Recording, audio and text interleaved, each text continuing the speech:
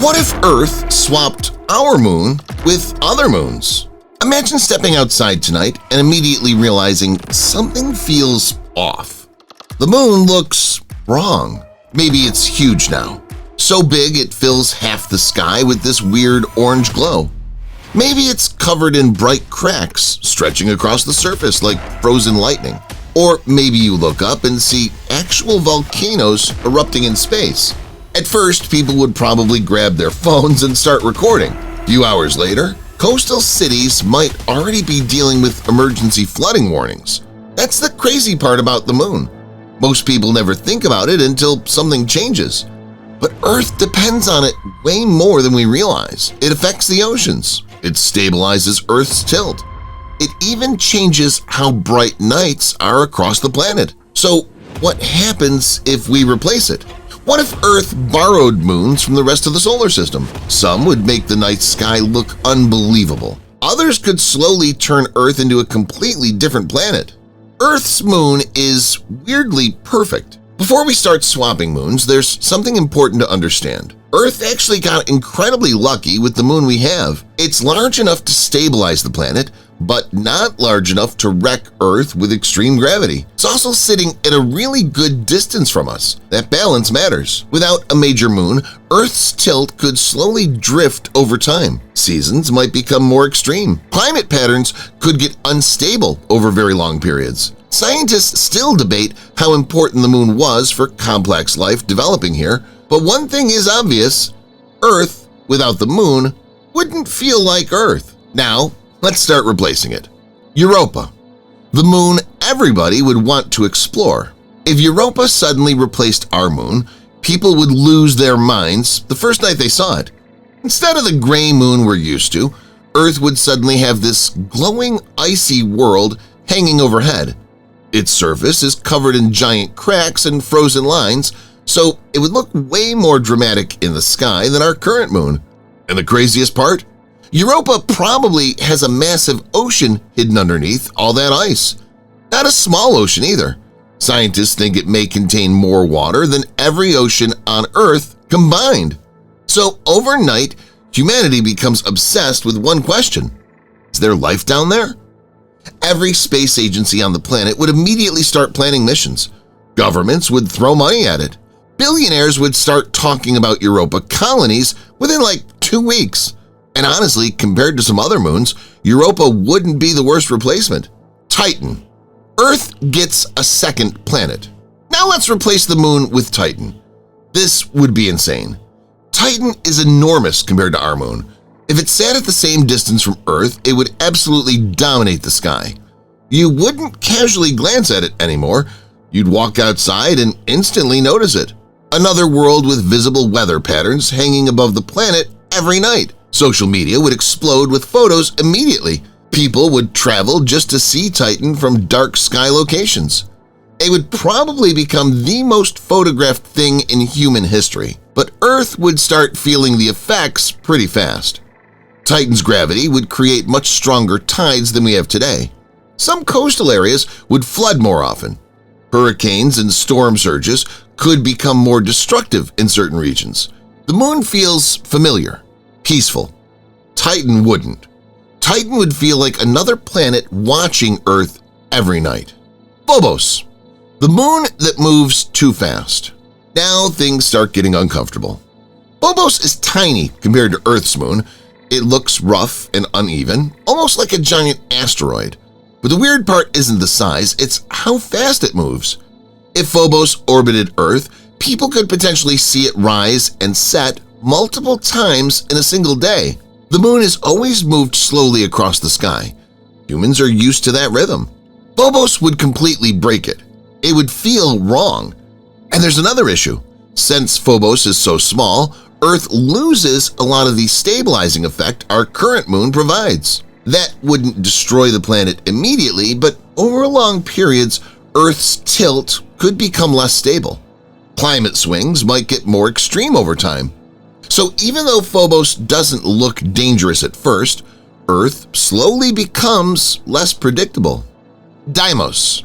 When nights stop feeling normal, Honestly, this one might mess with people psychologically more than physically. Deimos is tiny. From Earth, it wouldn't really look like a moon at all, or like a bright moving star. And suddenly, nights become way darker. That sounds minor until you actually think about it.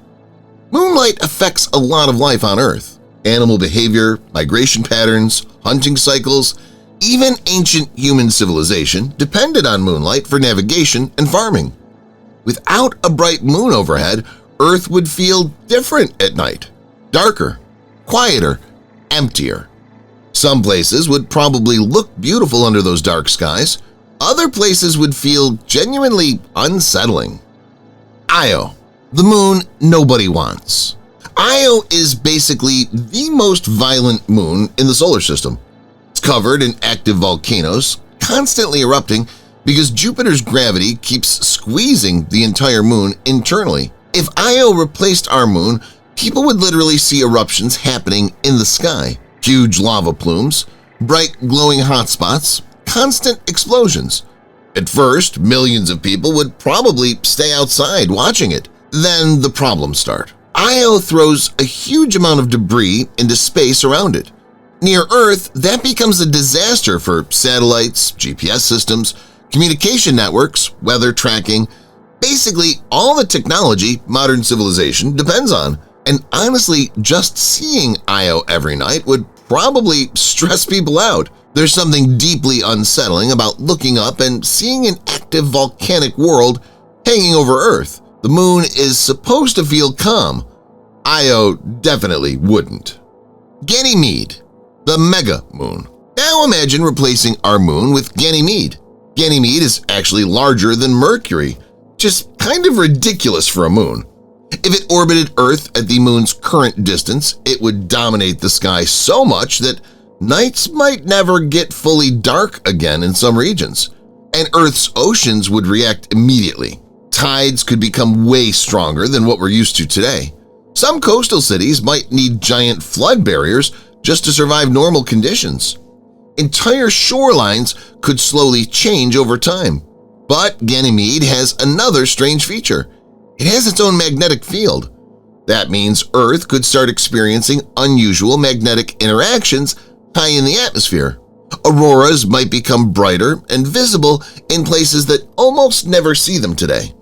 Skies would probably look incredible. But underneath all that beauty, Earth's balance starts getting shaky.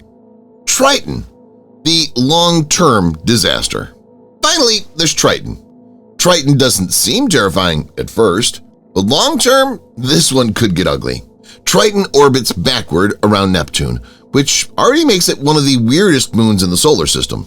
Scientists think Neptune probably captured it a long time ago.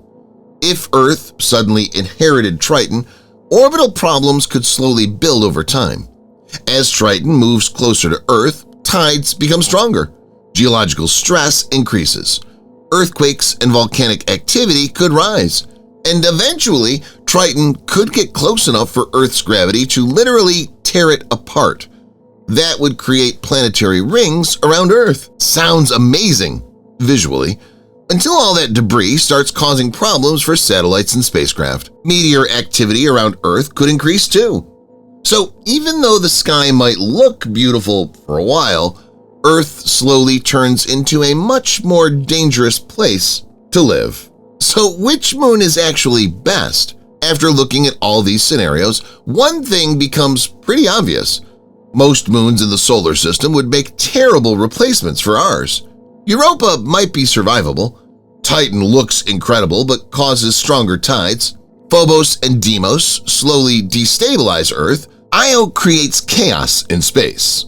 Ganymede floods coastlines, and Triton becomes a long-term disaster waiting to happen. And somehow, Earth ended up with a moon that fits almost perfectly.